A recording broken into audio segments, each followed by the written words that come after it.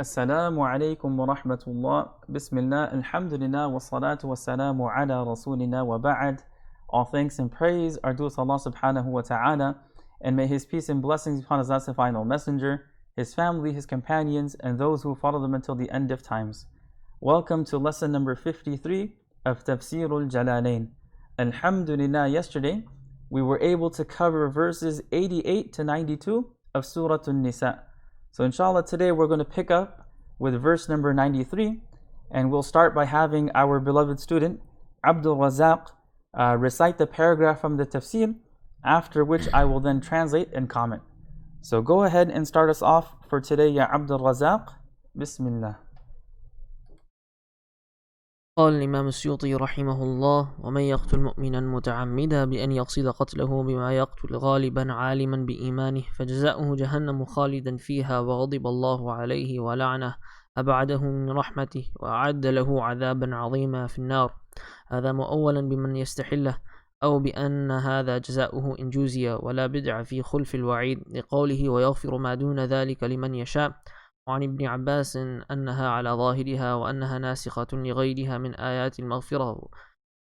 وبينت آية البقرة أن قاتل العمد يقتل به وأن عليه الدية إن عفي عنه وسبق قدرها. وبينت السنة أن بين العمد والخطأ قتلا يسمى شبه العمد، وهو أن يقتله بما لا يقتل غالبا، فلا قصاص فيه بل دية كالعمد في الصفة والخطأ في التأجيل والحمل، وهو العمد أولى بالكفارة من الخطأ. So as we covered in these verses number 92 and 93, Allah subhanahu wa ta'ala is discussing the concept of murder and the punishment and penalty for committing this crime. So within the framework of the Sharia, we have a set of laws related to crimes and their punishments. And one of the crimes that a person can commit is murder.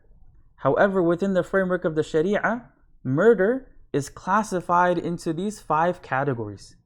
There's 5 different degrees or 5 different types of murder that a person can commit. And we covered this yesterday, but there's no harm in repeating just for the sake of review. So the first is known as al-amad, which we translate as intentional or premeditated murder, first degree murder. And that is what's being discussed in verse number 93.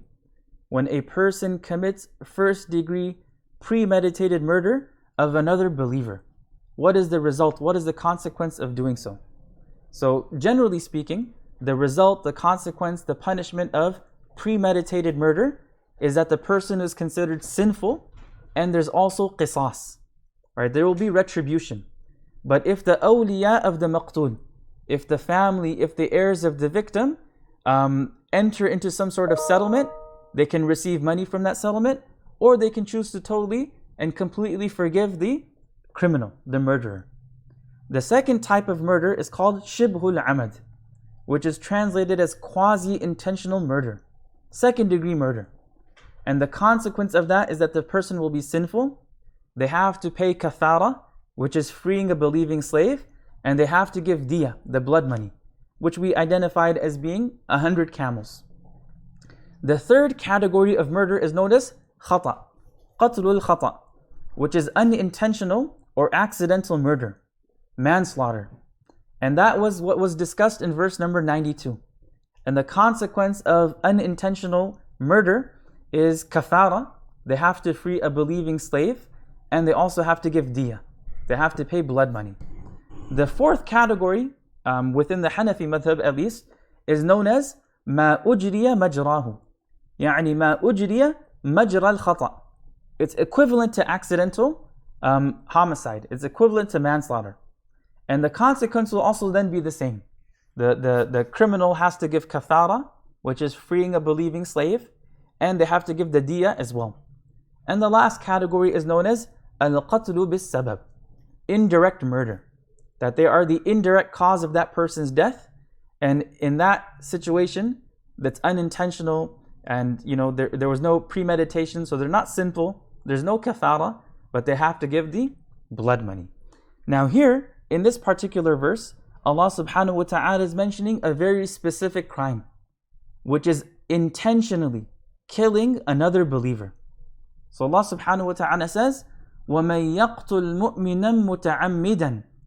Whoever kills a believer intentionally, whoever kills a believer deliberately, فَجَزَاؤُهُ جَهَنَّمُ خَالِدًا فِيهَا. Their reward, their recompense will be hell, where they will stay indefinitely. وَغَضِبَ اللَّهُ عَلَيْهِ. And Allah will be angry with them. وَلَعَنَهُ. And will condemn them, will cast curse upon them. وَأَعَدَّ لَهُ عَذَابًا عَظِيمًا. And will prepare for them a tremendous punishment. So from the wording of this verse, we learn that this is a very, very severe sin.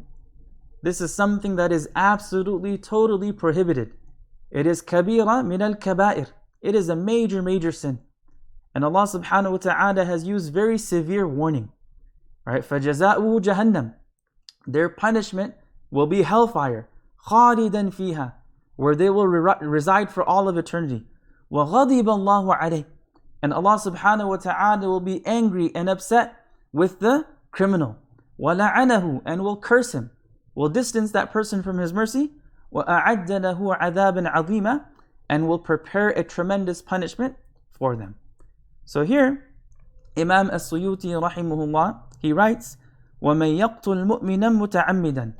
Whoever kills a believer intentionally, بِأَنْ يَقْصِدَ قَتْلَهُ بِمَا يَقْتُلُ غَالِبًا عَالِمًا بِإِيمَانِهِ. By intending to kill the person, using that which normally kills, knowing that that person is a believer. So that's how he describes and defines قَتْلُ الْعَمَدِ. That the person, أَنْ يَقْصِدَ قَتْلَهُ. He intends to kill that person. It's premeditated, intentional. بِمَا يَقْتُلُ غَالِبًا. With what usually kills, meaning he's going to be using a item or a tool or a weapon that is normally used to kill someone, like a gun or a knife or a sword, etc. عَالِمًا بِإِيمَانِهِ. And he knows that that person he's killing is a believer. فَجَزَاؤُهُ جَهَنَّمُ خَالِدًا فِيهَا. Their quote-unquote reward, meaning their recompense, their punishment, will be hellfire. خَالِدًا فِيهَا. Where they will reside for all of eternity. وَغَضِبَ اللَّهُ عَلَيْهِ. And Allah will be upset with them. وَلَعَنَهُ. And Allah will curse them. أَبَعَدَهُ عَنْ رَحْمَتِهِ. And we've come across this before now. That Imam As-Suyuti, he defines and explains la'na as al-ib'ad an rahmatillah. Being distanced from the mercy of Allah subhanahu wa ta'ala. So أَبَعَدَهُ min rahmatihi. Allah will distance that person from His rahmah. وَأَعَدَّ لَهُ عَذَابًا عَظِيمًا. And will prepare for him a tremendous, a huge, a mighty punishment فِي النَّارِ. In the fire of hell. And then Imam As-Suyuti rahimahullah responds to certain objections that could be raised. Because according to our system of belief, according to the creed of Ahlus Sunnah wal Jama'ah, committing a major sin does not take one out of the fold of Islam and does not cause one to be damned to hellfire for all of eternity. So this verse is interpreted. It is mu'awwalun. Right? There's an interpretation. وَهَذَا مُؤَوَّلٌ بِمَنْ يَسْتَحِلُّهُ. So that is one possible response to this verse. That this verse is understood, is interpreted to be referring to someone who considers murdering another believer to be lawful. بِمَنْ يَسْتَحِلُّهُ. One who considers murdering a believer to be lawful. And if a person believes this is lawful and they engage in it, they have essentially committed kufr. They have committed an act of disbelief. And by doing so, their punishment will be hellfire for all of eternity. That's one plausible and one possible explanation. أو بأن هذا جزاؤه إن جُزِيَ. The second response to this objection that may arise is that this is that person's recompense. This is the person's punishment in جُزِيَ, if they were to be recompensed for that particular crime. وَلَا بِدْعَ فِي خُلْفِ الْوَعِيدِ. And there's nothing rare and there's nothing uncommon about Allah subhanahu wa ta'ala not fulfilling this threat. لِقَوْلِهِ وَيَغْفِرُ مَا دُونَ ذَلِكَ لِمَنْ يَشَاءُ. Because Allah subhanahu wa ta'ala Himself says that He forgives everything, He forgives whatever He wills besides shirk. So it is possible that Allah subhanahu wa ta'ala will not hold that person accountable for this sin of qatl al-amad, of killing a believer intentionally. They might get some other sort of punishment, but they will not be destined to hellfire for all of eternity. But according to most mufassirun, هذا الجواب مشكل. There are some problems and objections that can be raised against this particular response as well. And al-Baydawi rahimahullah, he mentions another possible response, and that is أنه يحمل الخلود على طول المكث. That when Allah says خالدا فيها, the word here khalid doesn't mean for eternity, it just means a long period of time. After which eventually, if they're believers, if there's iman in their heart, they will be removed from hellfire and sent to paradise. And then the third response is وعن ibn Abbas. Right? When Imam al-Suyuti says, and from Ibn Abbas radiyallahu anhuma, this is the third response to this objection. أنها على ظاهرها. No, this verse is taken at its apparent meaning. Right? This verse is taken and understood at its explicit apparent meaning. Meaning, if a person kills a believer deliberately, intentionally, then their punishment will be to be in hellfire for all of eternity, and Allah will be angry with them, and they will be cursed, and they will have a severe punishment. So, وَأَنَّهَا نَاسِخَةٌ لِغَيْرِهَا. And this particular verse abrogates anything else min ayat al-maghfirah, in terms of things, in terms of the verses of receiving forgiveness from Allah subhanahu wa ta'ala. And those are all plausible explanations. But the most common would be يعني هذا مؤول بمن يستحل. That this is referring to a person who commits intentional homicide, who commits intentional premeditated murder, thinking and believing that it is lawful, or declaring it to be lawful. Or the answer of Imam Baydawi also is acceptable by the majority, that khalidan here is not referring to eternity, it just means a long period of time.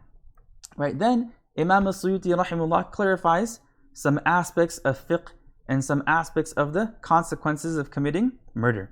He says, وَبَيَّنَتْ آيَةُ الْبَقَرَةِ أَنَّ قَاتِلَ الْعَمَدِ يُقْتَلُ بِهِ وَأَنَّ عَلَيْهِ الدِّيَةَ إِنْ عُفِيَ عَنْهُ وَسَبَقَ قَدْرُهَا.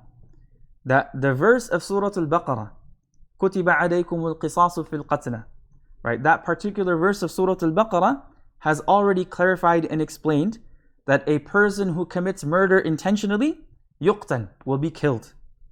Bihi, qisasan. Yani as retribution, if they're found guilty in the court of law, then their punishment will be the death penalty. Right? They will also be put to death.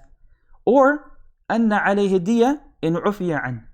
If the family of the victim, if the awliya ul-maqtul pardon him and forgive him, then he has to give the diya. And if they want, they can also forgive the diya. And they can totally, completely pardon that individual. And then he says, وَسَبَقَ قَدْرُهَا. And the quantity, the amount of the diya has already been mentioned previously, which was 100 camels, akhmasan, according to that categorization of 20 camels of each type. وَبَيَّنَتِ السُنَّةُ أَنَّ بَيْنَ الْعَمَدِ وَالْخَطَئِ قَتْلًا يُسَمَّى شِبْهَ الْعَمَدِ. And the sunnah of the Prophet ﷺ has clarified and explained that in between qatl al-amad and qatl al-khata, there's another type of murder. That in between al-amad and khata, there's another type of qatl, there's another type of murder, yusamma shibh al-amad, that is called shibh al-amad. And in English, we translate that as quasi-intentional. Quasi-intentional. And huwa, he defines it. What is it? أن يقتله بما لا يقتل غالبا. That a person murders someone else, they kill someone else, using an item that normally doesn't kill. That's not normally used for murder. Like for example, I wanted to cause harm to someone, I'm upset at them. Or an individual, let's not use myself as an example, but someone else is upset with someone else. And they get a baseball bat, and they decide to hit that person really hard. Right? They want to cause them physical harm. But when they hit them really hard, they ended up killing the guy. Right? That is shibhul amad. It's premeditated. Right? It's intentional. And they used an item, they used a tool, they used a weapon that's not normally used for killing someone. And that normally doesn't kill someone. So that's known as shibhul amad. Right? And the consequence of that is fala qisasa fi. There's no retribution in it. بَلْ دِيَةٌ. But they have to give the diya. They have to pay the blood money. Right? They have to pay the blood money. And al-amadi fi sifa. Yani is just like the diya in intentional homicide, in terms of being 100 camels, akhmasan. وَالْخَطَأِ فِي التَّأْجِيلِ وَالْحَمَلِ. And it's similar to the diya of qatl al-khata in terms of ta'jil, meaning it can be paid over a period of 3 years. وَالْحَمَلِ, and that it's diya ala al-aqila. وَهُوَ وَالْعَمَدُ أَوْلَى بِالْكَفَارَةِ مِنَ الْخَطَأِ. Then he explains that al-qatl al-amad, yani intentional homicide, and shibh al-amad, they are more deserving of requiring kafara than even khata. So this is a rational argument, that just as qatl al-khata requires kafara, then a priori shibh al-amad and amad also require kafara. And that is why we say that when a person does qatl al-amad, if it's intentional homicide or quasi-intentional, then they're both sins. The person will be sinful. And in shibh al-amad, they have to give kafara. They have to free a believing slave, and there's blood money on top of that. Now, go ahead and read for us the next paragraph, yeah? Abdul Razak, Bismillah. قال رحمه الله: ونزل لما مر نفر من الصحابة برجل من بني سليم وهو يسوق غنمه فسلم عليهم فقالوا ما سلم علينا إلا تقية فقتلوه واستاقوا غنمه. يا أيها الذين آمنوا إذا ضربتم سافرتم للجهاد في سبيل الله فتبينوا، وفي قراءة فتثبتوا بالمثلثة في الموضعين، ولا تقولوا لمن ألقى إليكم السلام بألف ودونها أي التحية أو الانقياد بقول كلمة الشهادة التي هي أمارة على إسلام لست مؤمنا، وإنما قلت هذا تقية لنفسك ومالك، فتقتلوه تبتغون تطلبون بذلك عرض الحياة الدنيا متاعها من الغنيمة، فعند الله مغانم كثيرة تغنيكم عن قتل مثله لماله، كذلك كنتم من قبل تعصم دماؤكم وأموالكم بمجرد قولكم الشهادة، فمن الله عليكم بالاشتهار بالإيمان والاستقامة، فتبينوا أن تقتلوا مؤمنا وفعلوا بالداخل في الإسلام كما فعل بكم، إن الله كان بما تعملون خبيرا فيجازيكم به. In this next verse, Allah subhanahu wa ta'ala slightly changes the subject matter, and He's referring to another particular scenario. And this verse was revealed in a particular context and background as well. So let's translate the verse first, and then we'll get into the sababun nuzul. So Allah subhanahu wa ta'ala says, Ya ayyuhal ladhina amanu, idha darabtum fi sabilillahi fatabayyanu, ولا تقولوا لمن ألقى إليكم السلام لست مؤمنا تبتغون عرض الحياة الدنيا. That, O you who have believed, when you struggle in the cause of Allah, when you go out in the path of Allah subhanahu wa ta'ala, be sure of who you fight. فَتَبَيَّنُوا. Right? Be sure, be careful. وَلَا تَقُولُوا لِمَنْ أَلْقَى إِلَيْكُمُ السَّلَامِ لَسْتَ مُؤْمِنًا. And don't say to those who offer you salam that you are not a believer. تَبْتَغُونَ عَرَضَ الْحَيَاةِ الدُّنْيَا, seeking a worldly gain. فَعِنْدَ اللَّهِ مَغَانِمُ كَثِيرًا. Instead, Allah has infinite bounties. كَذَلِكَ كُنْتُم مِّن قَبْلِ فَمَنَّ اللَّهُ عَلَيْكُمْ فَتَبَيَّنُوا. You were initially like them, then Allah blessed you, and He blessed you with Islam. فَتَبَيَّنُوا. So be sure. Right? Be sure, be careful. إِنَّ اللَّهَ كَانَ بِمَا تَعْمَلُونَ خَبِيرًا. Truly Allah is all aware of what you do. So this particular verse was revealed in response to an incident that took place. And Imam As-Suyuti rahimahullah, he starts off by indicating towards that particular incident. So he says, وَنَزَلَ لَمَّا مَرَّ نَفَرٌ مِّنَ الصَّحَابَةِ بِرَجُلٍ مِّن بَنِي سُلَيْمٍ وهو يسوق غنما فسلم عليهم فقالوا ما سلم علينا إلا تقية فقتلوه واستاقوا غنمه.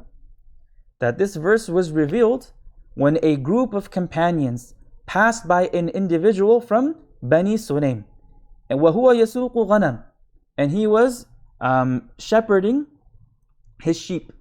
Right? He was driving his sheep, meaning he was shepherding his sheep. فسلم عليهم.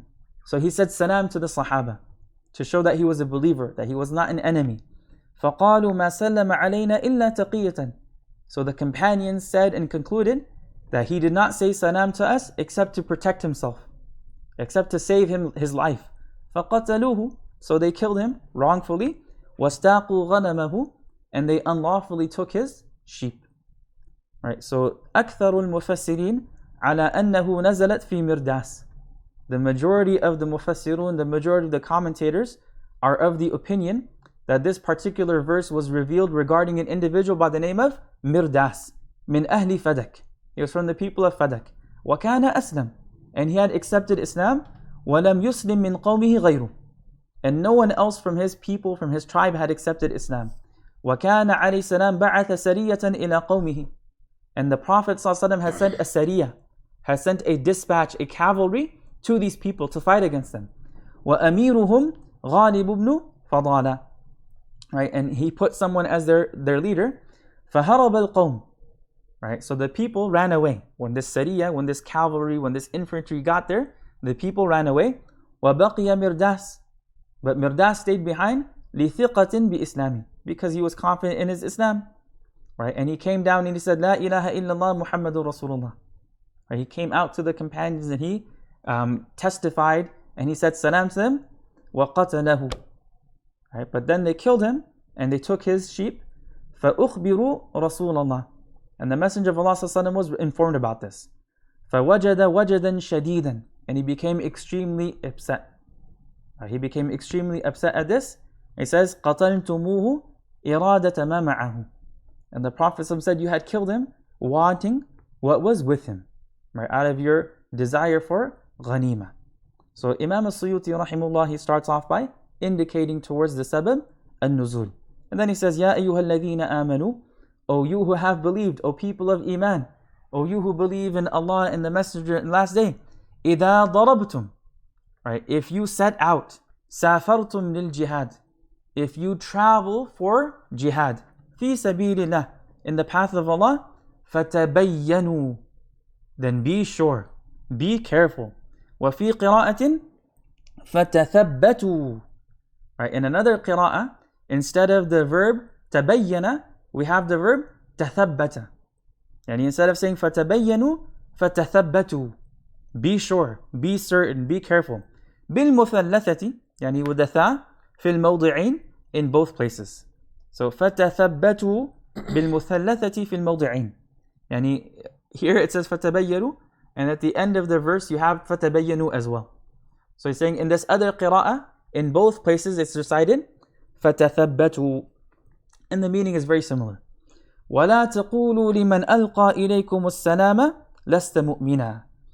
And don't say to those who offer you salam that you are not a believer. So وَلَا تَقُولُوا لِمَنْ أَلْقَى إِلَيْكُمُ السَّلَامَ بِأَلِفٍ وَدُونِهَا. So here he's highlighting two different ways of reciting the word salam. It can be recited with an alif, meaning salam, the greeting of Islam.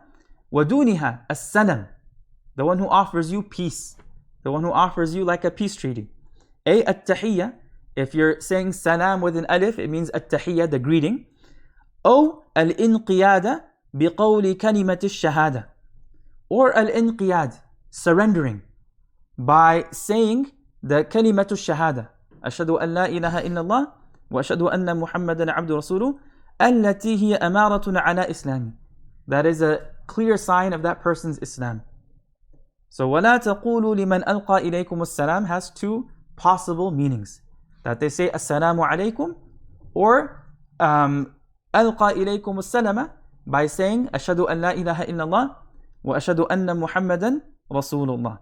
لَسْتَ مُؤْمِنًا. If a person does that, don't say to them لَسْتَ مُؤْمِنًا, you are not a believer. وَإِنَّمَا قُلْتَ هَذَا تَقِيَّةً لِنَفْسِكَ. And you simply said this to save and protect yourself.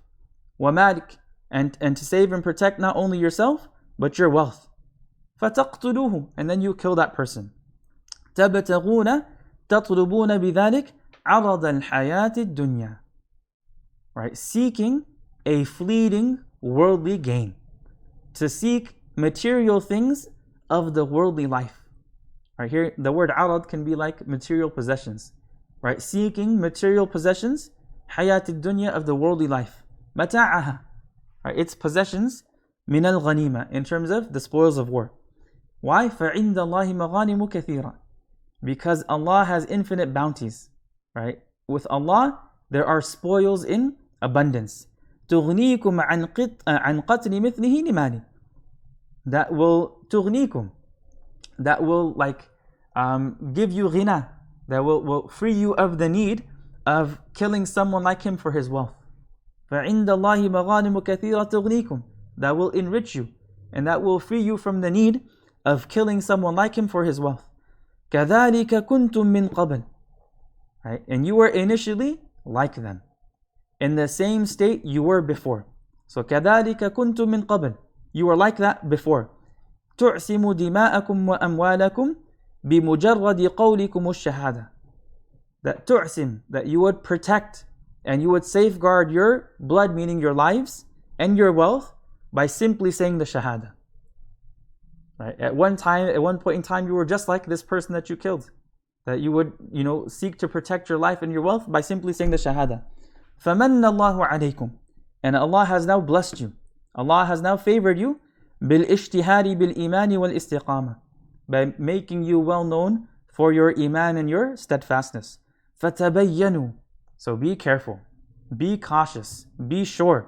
Again in another qira'ah, فَتَثَبَّتُوا أَن تَقْتُلُوا مُؤْمِنًا, so be careful and be cautious so that you don't kill a believer.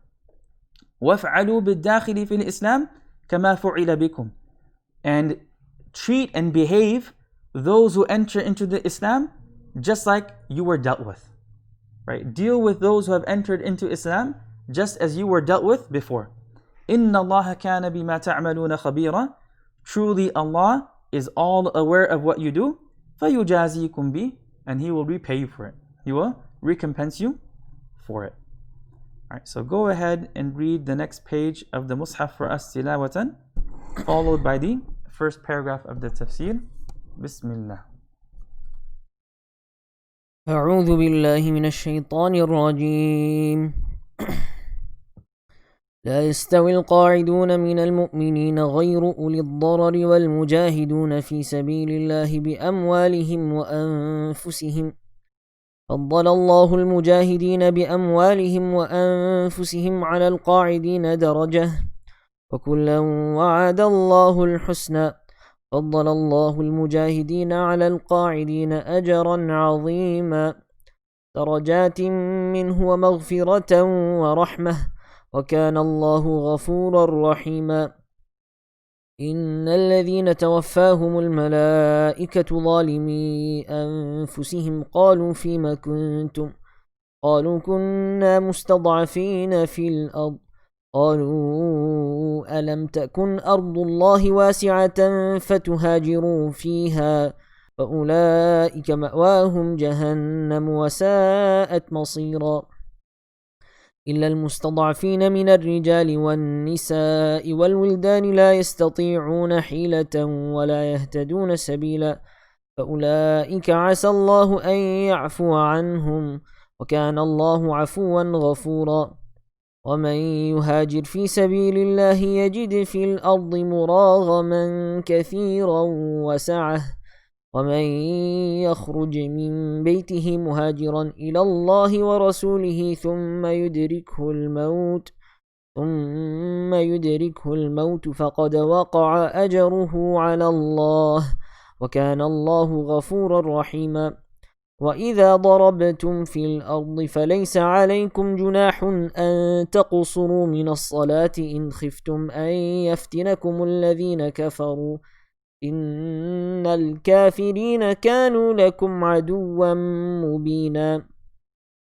قال رحمه الله: لا يستوي القاعدون من المؤمنين عن الجهاد غير أولي الضرر بالرفع صفة والنصب استثناء من زمانة عاما أو نحوه، والمجاهدون في سبيل الله بأموالهم وأنفسهم. فضل الله المجاهدين بأموالهم وأنفسهم على القاعدين للضرر درجة فضيلة لاستوائهما في النية وزيادة المجاهدين بالمباشرة، وكلا من الفريقين وعد الله الحسنى الجنة. وفضل الله المجاهدين على القاعدين لغير ضرر أجرا عظيما، ويبدل منه درجات منه منازل بعضها فوق بعض من الكرامة. مغفرة ورحمة منصوبان بفعلهما المقدر وكان الله غفورا لأوليائه رحيما بأهل طاعته. In this next verse, Allah subhanahu wa ta'ala is speaking about some of the virtues and rewards associated with al-jihad, and how those who go out in the way of Allah subhanahu wa ta'ala have a higher status and have a higher rank than those who choose not to go out. So here Allah subhanahu wa ta'ala tells us, لا يستوي القاعدون من المؤمنين غير أولي الضرر وَالْمُجَاهِدُونَ فِي سَبِيلِ اللَّهِ بِأَمْوَالِهِمْ وَأَنفُسِهِمْ. Those who stay at home, except those with valid excuses, are not equal to those who strive in the cause of Allah with their wealth and their lives. فَضَّلَ اللَّهُ الْمُجَاهِدِينَ بِأَمْوَالِهِمْ وَأَنفُسِهِمْ عَلَى الْقَاعِدِينَ دَرَجَةً. Allah has elevated in rank those who strive with their wealth and their lives above those who stay behind. وَكُلًّا وَعْدَ اللَّهُ الْحُسْنَى. And Allah has promised each a good reward. Allah has promised each group a good reward. وَفَضَّلَ اللَّهُ الْمُجَاهِدِينَ عَلَى الْقَاعِدِينَ أَجْرًا عَظِيمًا. But those who strive will receive a far better reward than others. Right? Allah has given precedence to those who fight over those who sit in giving them a great reward. So here Imam al-Suyuti rahimahullah writes, لا يستوي القاعدون من المؤمنين عن الجهاد. Those among the believers who sit back. القاعدون من المؤمنين. Right? القاعدون is the plural of the word قاعد, and it comes from the verb قاعد, which means to sit. So the literal meaning is those who sit from the believers, and it refers to those who stay behind at home from going out for jihad. لا يستوي are not equal. And then he makes an exception. غَيْرُ أُولِي الضَّرَرِ. Right? Except those with valid excuses. So the principle that's being mentioned, that those who remain behind, right, and those who go out for jihad are not equal. That is the general rule. The exception is غَيْرُ أُولِي الضَّرَرِ. Except those who have a valid excuse. They would be excluded from this general rule here. So he says غَيْرُ أُولِي الضَّرَرِ, right, except those with valid excuses. He says بِالرَّفْعِ. The word غير can be recited with a dhamma on it, and it will be in the state of rafa'. صفة, and it will be the sifa for القاعدون من المؤمنين. Or it can be recited بالنصب غير استثناء, and then it will be playing the role of istithna. It has the meaning of إلا. من زمامة, then he highlights what is meant by ضرر. Right? What is meant by a valid excuse? من زمامة, they have some sort of handicap. أو عمن, they're blind. أو نحوه, or something similar. Right? There's some valid excuse that prevents them from going out and fighting in the path of Allah subhanahu wa ta'ala. وَالْمُجَاهِدُونَ فِي سَبِيلِ اللَّهِ بِأَمْوَالِهِمْ وَأَنفُسِهِمْ.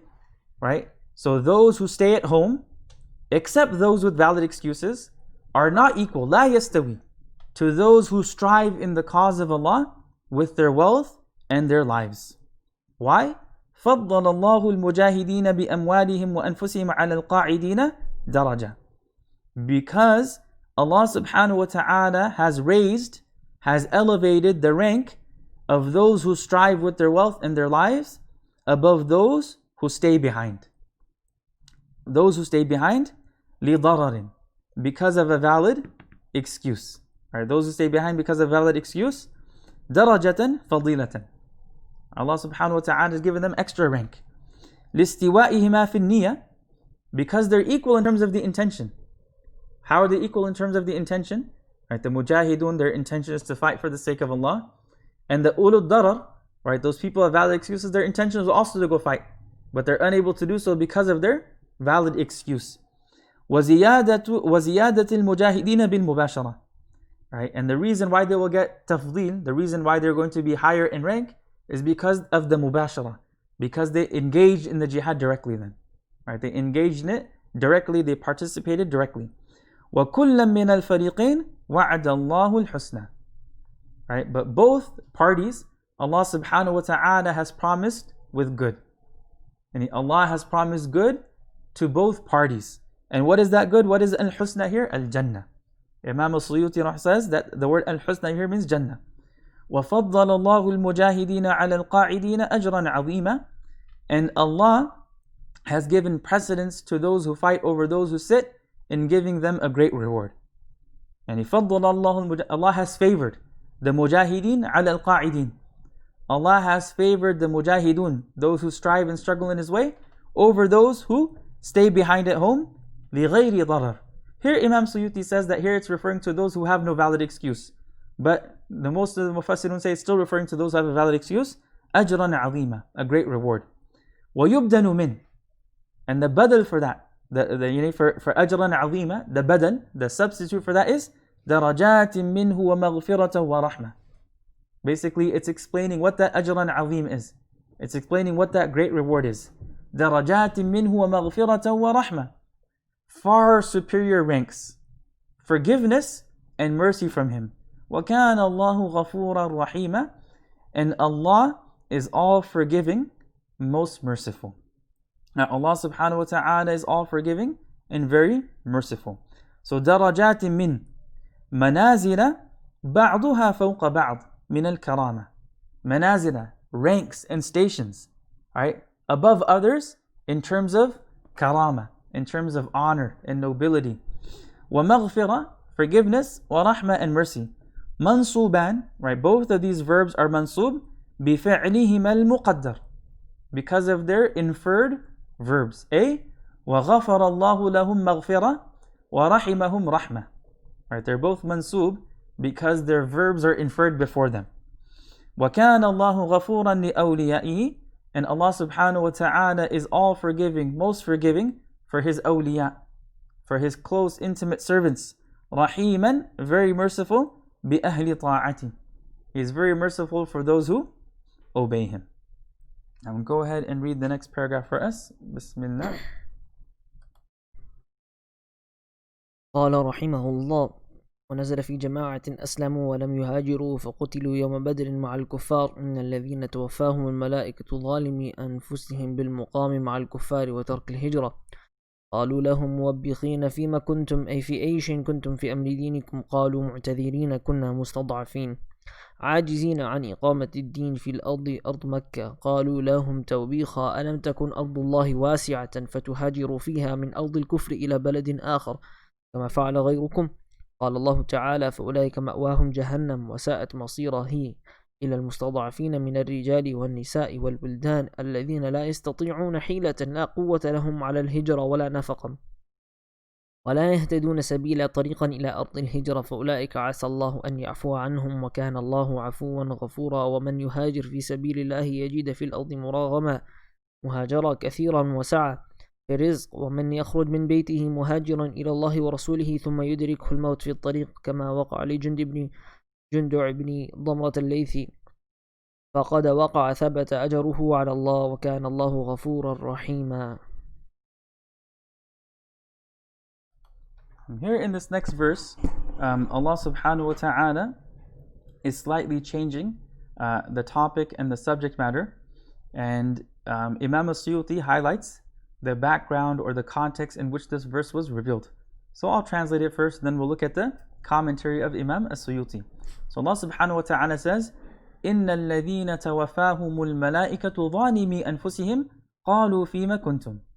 When the angels seize the souls of those who have wronged themselves, scolding them, what is wrong with you? قَالُوا كُنَّا مُسْتَضَعَفِينَ فِي الْأَرْضِ. They will say, we were oppressed in the land. قَالُوا أَلَمْ تَكُنْ أَرْضُ اللَّهِ وَاسِعَةً فَتُهَاجِرُوا فِيهَا. The angels will respond, was Allah's earth not spacious enough for you to migrate? فَأُولَٰئِكَ مَأْوَاهُمْ جَهَنَّمْ. It is they who will have hell as their home. وَسَاءَتْ مَصِيرًا. What an evil destination.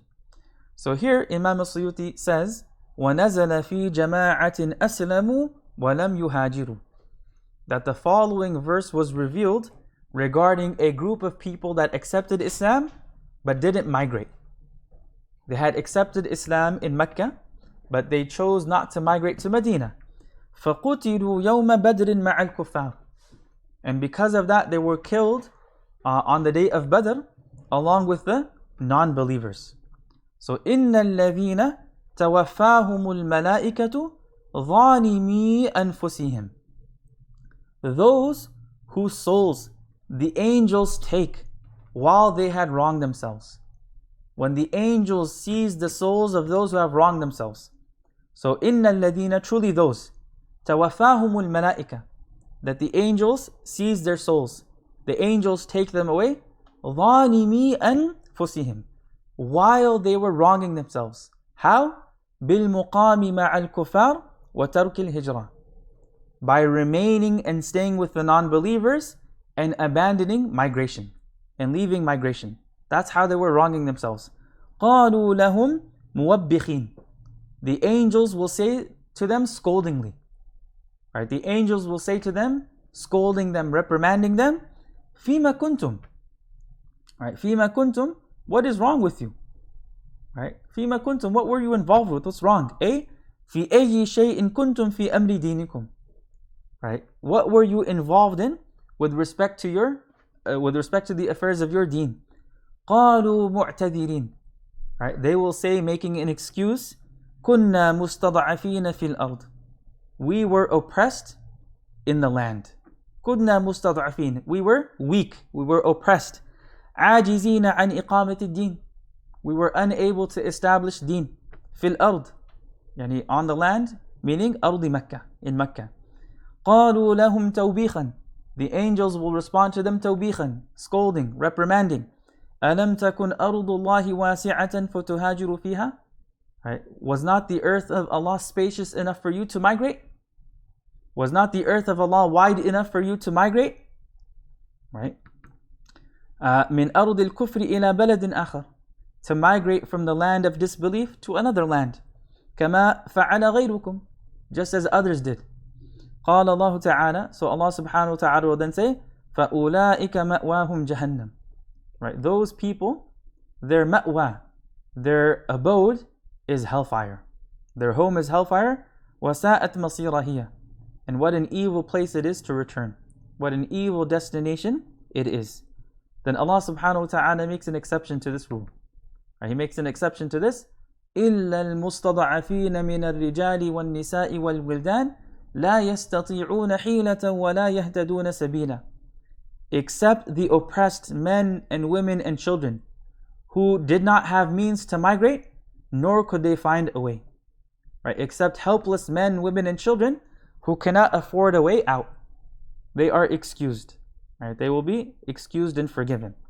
So, إِلَّا الْمُسْتَضْعَفِينَ مِنَ الرِّجَالِ وَالنِّسَاءِ وَالْوِلْدَانِ. Right? Except for the helpless men, women and children. الَّذِينَ لَا يَسْتَطِيعُونَ حِيلَةً. Those who were unable to have the means. Right? لَا يَسْتَطِيعُونَ حِيلَةً. This is صِفَةٌ لِلْمُسْتَضْعَفِينَ. This is a description, this is an adjective for those who were oppressed. Right? Meaning, they didn't have the means to migrate. لَا يَسْتَطِيعُونَ حِيلَةً means they didn't have the means to migrate. And Imam Suyuti explains it, لَا قُوَّةَ لَهُمْ عَلَى الْهِجْرَةِ وَلَا نَفَقَةً. They didn't have the ability to migrate, nor did they have the expenses to migrate. Right? وَلَا يَهْتَدُونَ سَبِيلًا. Nor did they know the way. طَرِيقًا إِلَى أَرْضِ الْهِجْرَةِ. Nor did they know the way to migrate. So those people, they will be excused. Right? They will be pardoned and forgiven. And Allah mentions that. فَأُولَٰئِكَ عَسَى اللَّهُ أَن يَعْفُوَ عَنْهُمْ وَكَانَ اللَّهُ عَفُوًا غَفُورًا.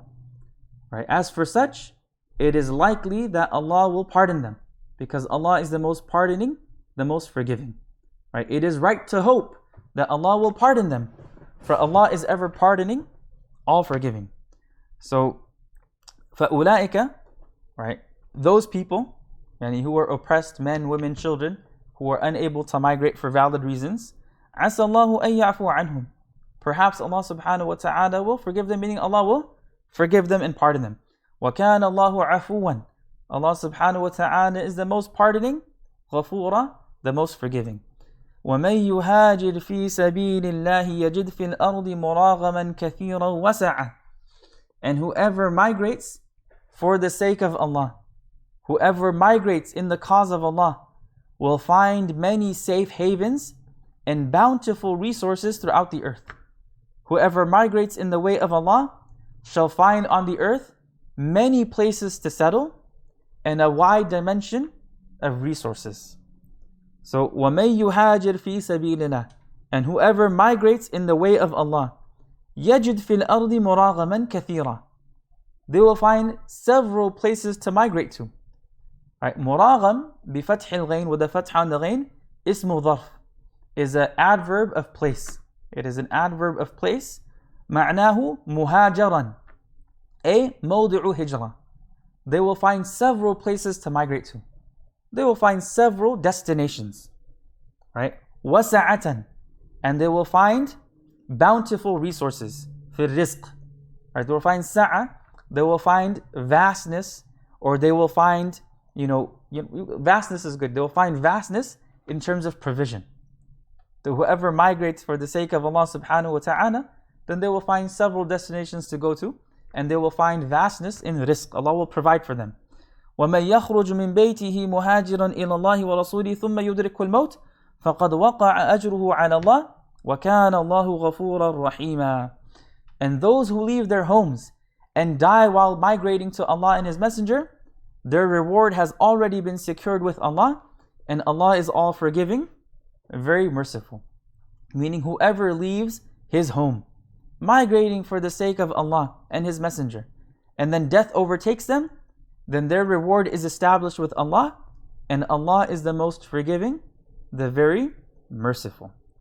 So, وَمَن يَخْرُجُ مِن بَيْتِهِ مُهَاجِرًا إِلَى اللَّهِ وَرَسُولِهِ, whoever leaves their home, migrating towards Allah and His Messenger, meaning إِلَى طَاعَةِ اللَّهِ وَطَاعَةِ رَسُولِهِ, they're migrating towards the obedience of Allah and the obedience of His Messenger ﷺ.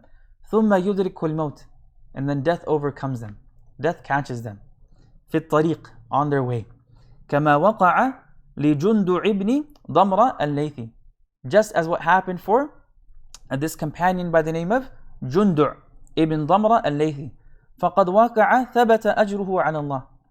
Right? Their reward is established with God. Their reward is firm with Allah subhanahu wa ta'ala.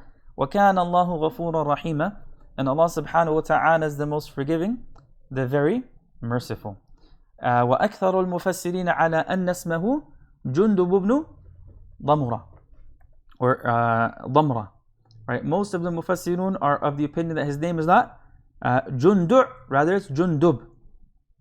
Right? And أن رسول الله روي أن رسول الله صلى الله عليه وسلم لما بعث بالآيات المتقدمة إلى مسلمي مكة قال جندب من بني الليث لبنيه وكان شيخا كبيرا احملوني فإني لست من المستضعفين وإني لأهتدي الطريق والله لا أبيت الليل بكة فحملوه على سريري متوجها إلى المدينة فلما بلغ التنعيم أشرف على الموت فصفق بيمينه على شمالي ثم قال اللهم هذه لك وهذه لرسولك أبايعك على ما بايعك رسولك فمات حميدا فبلغ خبره أصحاب رسول الله صلى الله عليه وسلم فقالوا لو توفي بالمدينة لكان أتم أجرا فنزلت.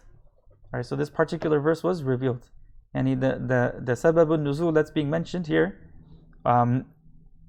is that there was this companion by the name of Jundub, and according to Imam Suyuti, Jundu', who lived in Mecca, and he had not migrated yet to Medina. And when he heard the previous verses that were revealed, right, about those إِنَّ الَّذِينَ تَوَفَاهُمُ الْمَلَائِكَةُ ظَالِمِي أَنفُسِهِمْ, he said, I'm not amongst the mustad'afin. I'm not amongst the one who is oppressed. I have the ability to migrate. So he was a very old man. He couldn't walk on his own. So he told his children that, carry me and take me towards Medina.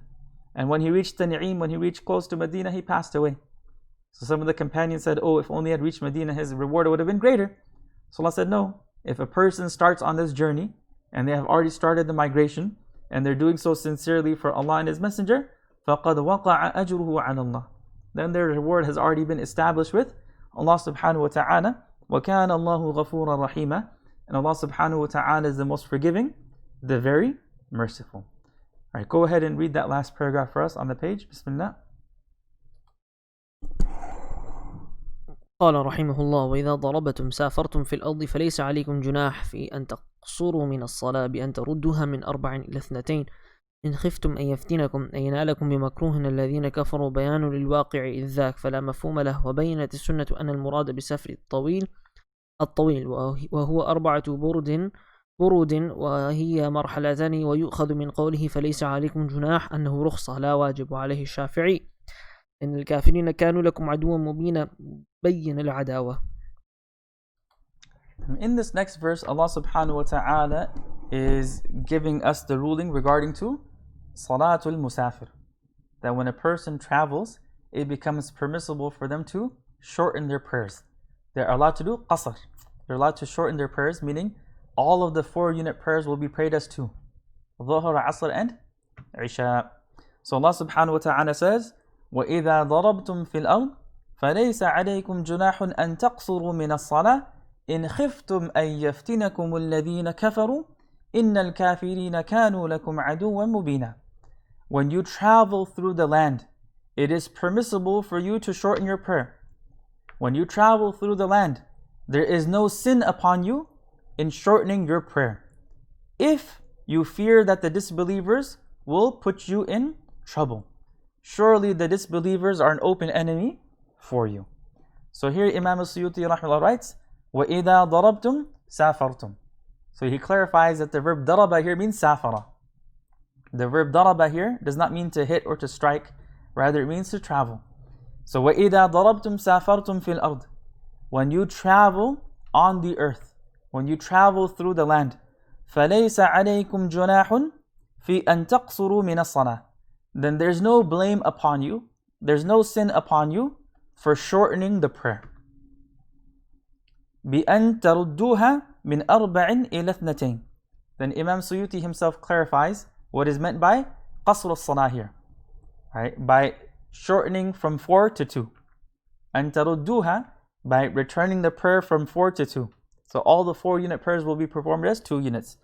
إن خفتم أن يفتنكم الذين كفروا. If you fear that those who disbelieve will put you in harm. أي ينالكم بمكروه. They will afflict you with something that is harmful, that you dislike. الذين كفروا, those who disbelieve. Then Imam Suyuti clarifies that this is not a condition for qasr as-salah. Having fear of your enemies is not a condition.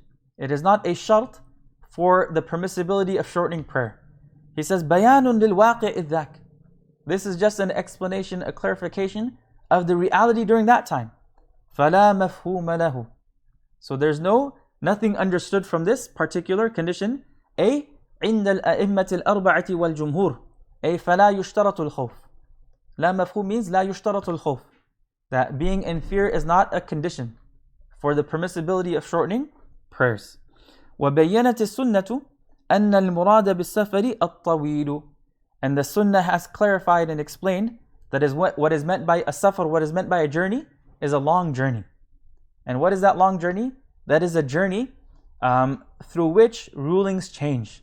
For example, then the permissibility of shortening prayers, or the period of time for wiping over your footgear being extended, or for being excused from fasting. Is safar at-tawil, is a long safar. And then he says, huwa arba'atu burudin. According to Imam al-Shafi'i, it is 4 barids. Barid was a particular distance that people would travel in the past. وَهِيَ مَرْحَلَتَانِ. It's 2 stages of journey. And that is the opinion of Imam al-Shafi'i. Imam Abu Hanifa rahimahullah says that a journey is a journey that is for 3 days and nights while traveling on camel or by walking on foot at a normal pace. And the fuqaha do this calculation and they came up with this number of 48 miles. That if a person is traveling for 48 miles or more, that counts as as-safaru tawil, and that counts as as-safaru shar'iyyu, that is considered to be a journey through which rulings will then change. And one of them being, then you can shorten your prayer. وَيُؤْخَذُ مِنْ قَوْلِهِ فَلَيْسَ عَلَيْكُمْ جُنَاحٌ. And he's saying, what is understood from Allah's statement, that there's no sin upon you in shortening your prayer, أَنَّهُ رُخْصَةٌ. That shortening prayer while traveling is a rukhsa, it's a concession. La wajib, and it's not wajib. So over here, Imam al-Suyuti is posing an argument against the Hanafis. Because the Hanafis say that when you travel, it becomes wajib to shorten your prayer. That's not the rukhsa. That's what's wajib. You have to shorten your prayer. You have to pray your dhuhr, asr, and isha as 2 raka'ahs. Whereas the Shawafi say it's a concession. It is a rukhsa. So if a person prays 2, great. If a person prays 4, no problem. وَعَلَيْهِ الشَّافِعِي, and that is the opinion of Imam al-Shafi'i. And as we mentioned before, Imam Suyuti was Shafi'i al-Madhab. He adhered to the Shafi'i school of thought. إِنَّ الْكَافِرِينَ كَانُوا لَكُمْ عَدُوًّا مُبِينًا. Truly Satan, or truly the disbelievers, are an open enemy for you. بَيِّنَ الْعَدَاوَةِ. Yani their enmity for you is clear, open, and explicit. So we are just about out of time. So this is a good place for us to stop. We have reached till the end of verse 101. So tomorrow, inshallah, we'll start verse number 102, which deals with the topic of Salatul Khawf. That if people are traveling and there's legitimate fear and they all want to pray behind only one imam, then there's a particular method, there's a particular way of praying, which is known as Salatul Khawf, or the prayer of fear. May Allah subhanahu wa ta'ala accept this effort of ours. May He place it on our scale of good deeds on the Day of Judgment. May the Quran be a proof for us and not a proof against us. May the Quran be an intercessor for us on the Day of Judgment. May Allah subhanahu wa ta'ala elevate us through the Quran, and may He make this effort a means for us to increase our love and understanding for the book of Allah subhanahu wa ta'ala. وصلى اللهم على نبينا مولانا محمد وعلى آله وصحبه وسلم. جزاكم الله خيرا والسلام عليكم ورحمة الله وبركاته.